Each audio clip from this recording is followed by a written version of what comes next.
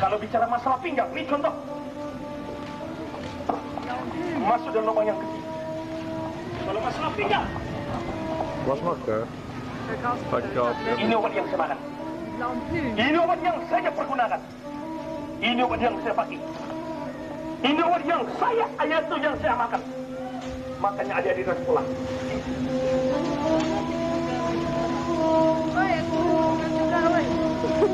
Oi.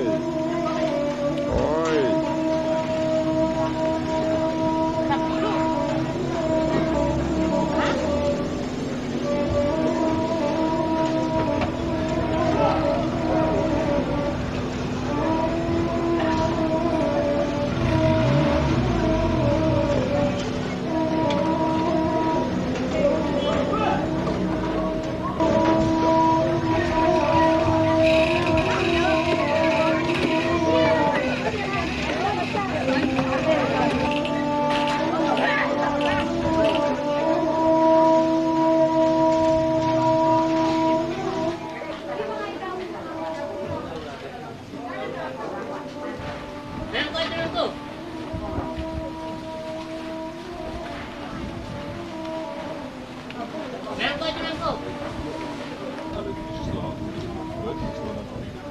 Mm-hmm.